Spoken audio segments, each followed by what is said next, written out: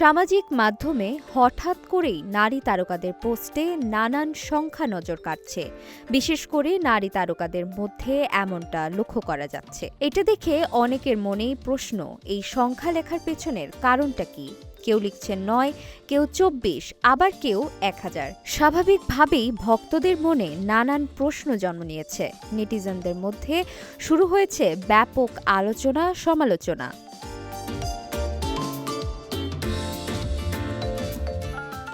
অনেকেই ভেবেছিলেন এটি হয়তো নতুন কোনো প্রজেক্ট বা কোনো নির্মাণের প্রচারণা, কিন্তু না, এই সংখ্যার পেছনে লুকিয়ে আছে এক নির্মম বাস্তবতা, যার প্রতিবাদেই একত্রিত হয়েছেন তারকারা।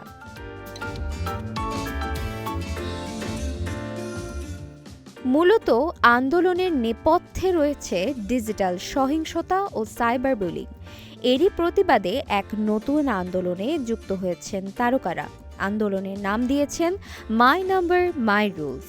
প্রতিদিন সামাজিক মাধ্যমে তারা কতবার সাইবার বুলিং বা অনলাইন হয়রানির শিকার হন সেই সংখ্যাই প্রকাশ করছেন নিজেদের ছবির সঙ্গে।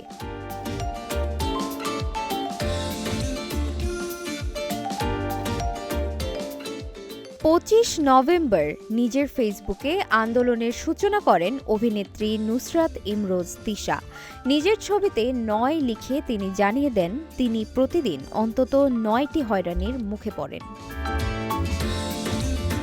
পোস্টে তিশা লেখেন, সংখ্যা থেকে কণ্ঠস্বর, আসুন আমাদের গল্প সবার সামনে তুলে ধরি। তোমার নম্বরের গল্প বলো, আরও জোরে আওয়াজ তোলো। মানুষ হয়তো কেবল একটি সংখ্যা দেখতে পাচ্ছেন, কিন্তু আমি যা সহ্য করেছি এবং যা কাটিয়ে উঠেছি তার সবই দেখতে পাচ্ছি। সবশেষে হ্যাশট্যাগে তিনি মাই নম্বর মাই রুলস জুড়ে দিয়ে সবাইকে ডিজিটাল সহিংসতার বিরুদ্ধে দাঁড়ানোর আহ্বান জানান।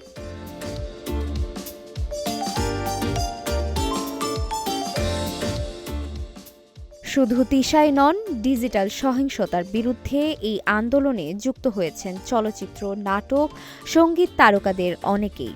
অভিনেত্রী রুনা খানের নম্বর ২৪, শবনম ফারিয়ার ১০০০, প্রার্থনা ফারদিন দিঘির ৩, মৌসুমী হামিদের ৭২, সাজিয়া সুলতানা পুতুলের ৯, আসনা হাবিব ভাবনার ৯৯+, এভাবে দৈনিক হয়রানির সংখ্যা প্রকাশ করেছেন তারা।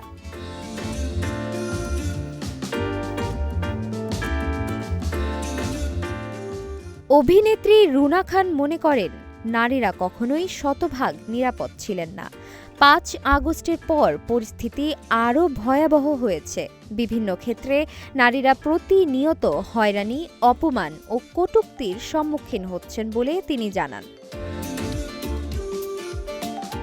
জানা গেছে, মাই নাম্বার মাই রুলস আন্দোলনটি টানা ১৬ দিন সামাজিক মাধ্যমে চলবে। তারকারা চাইছেন নিজেদের অভিজ্ঞতা সংখ্যা দিয়ে প্রকাশ করে সমাজের ভেতরকার সমস্যাকে সকলের কাছে তুলে ধরতে। তাই সবার উদ্দেশ্যে একটাই আহ্বান, চুপ না থেকে সংখ্যাই হোক প্রতিবাদের ভাষা।